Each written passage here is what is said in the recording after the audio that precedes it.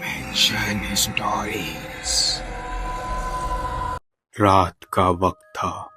पहाड़ी रास्ता जिसके चारों ओर घना जंगल और ऊपर बादल से ढका हुआ आसमान।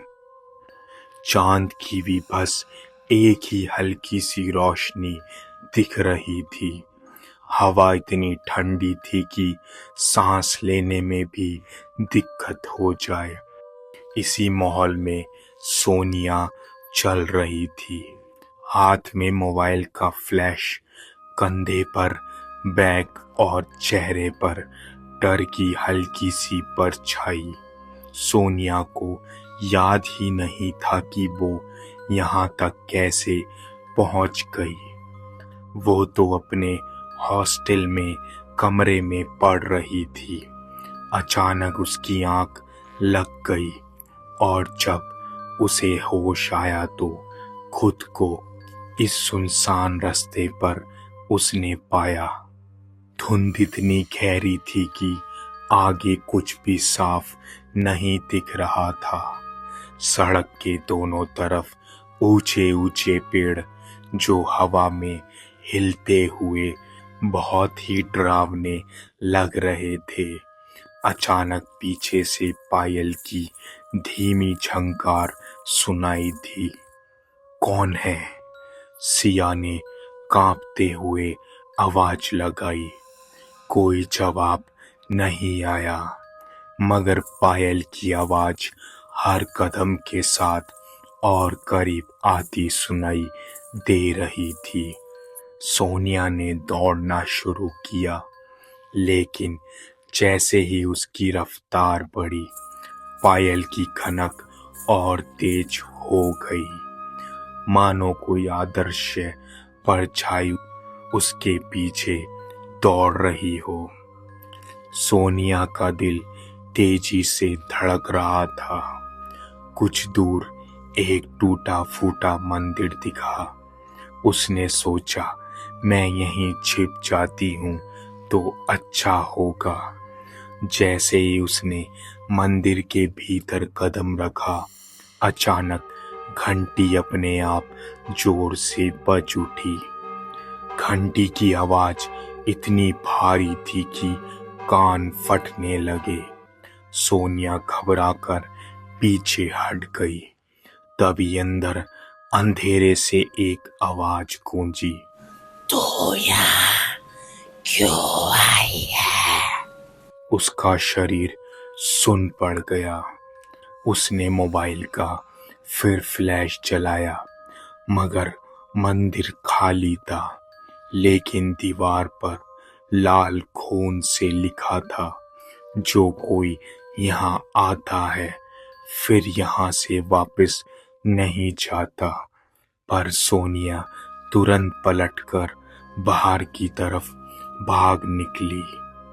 सोनिया ने मंदिर से भागकर दूसरी पहाड़ी का रास्ता पकड़ लिया, लेकिन धुन और गहरी हो चुकी थी। अचानक उसे धुन के बीच एक परछाई दिखी। सफेद कपड़े, खुले बाल और अंधेरे से ढका हुआ चेहरा। सोनिया ने कांपते हुए कहा, तुम कौन हो? जैसे ही परछाई उसके करीब आई, सोनिया चीख पड़ी। वो चेहरा उसका ही था, वही आंख, वही होठ, वही चेहरा। परछाई बोली, तू मैं और मैं तू। सोनिया ने आंख बंद कर ली और जमीन पर गिर पड़ी। जब उसने दोबारा आंख खोली तो उसने खुद को एक पुराने घर के भीतर पाया। एक पुराना घर जिसके दीवारें सड़ी हुई, खिड़कियों से ठंडी हवा अंदर आ रही थी। हर कोने से अजीब सी सरसराहट सुनाई दे रही थी।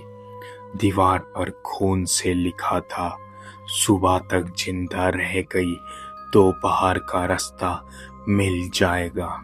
सोनिया ने दरवाजा खोला और बाहर निकल गई, मगर बाहर वही जंगल, वही सड़क, वही धुन। जैसे वो घर से बाहर निकली, अचानक घर गायब हो गया। उसके कान के पास कोई फुसफुसाया, बैटमैन, अब तो बस मेरी है। सोनिया तेजी से भागती रही। इस बार धुन के बीच उसे कहीं परछाई दिखाई दी। सब औरत थी और उन सबके चेहरे धुन में छुपे हुए थे, लेकिन उनकी चाल एक जैसी थी। धीरे धीरे पायल की खनक के साथ सोनिया का दिल डर से बैठ गया। वो चिल्लाई, मुझे जाने दो, लेकिन आवाज वापस गूंजी, 100 गुना ज्यादा भारी होके। अब तो यहाँ से कहीं नहीं जा सकती। अचानक सोनिया को अपने पैरों में भारीपन महसूस होने लगा। नीचे देखा तो उसके पैरों में चांदी की पायल बंध चुकी थी। वो हांफने लगी। उसने पायल उतारने की कोशिश की, लेकिन वो पायल उसके पैरों में चिपक चुकी थी।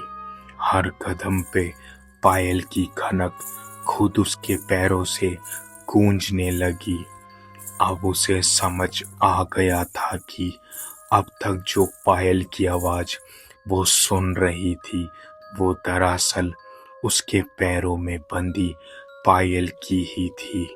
तभी सोनिया को दूर एक रोशनी दिखने लगी। उसे लगा शायद गांव होगा, लेकिन पास जाकर देखा तो वो एक कब्रिस्तान था। कब्र पर लालटेन जल रही थी। जैसे वो और पास गई, एक कब्र की मिट्टी अभी भी गीली थी और उस मिट्टी पर खुदा था, सोनिया। वो चीखते चीखते बेहोश हो गई।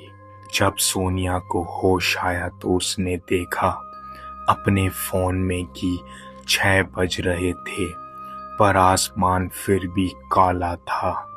धुन और घनी हो चुकी थी, जैसे किसी ने जानबूझकर चांद तारों को निगल लिया हो।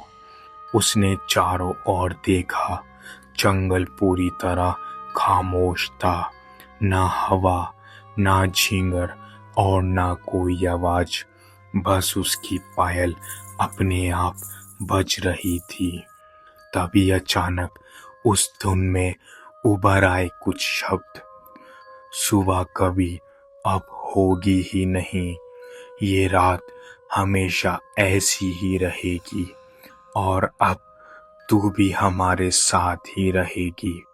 सोनिया ने आखिरी बार चीख मारी और फिर धुन ने उसे पूरी तरह निगल लिया।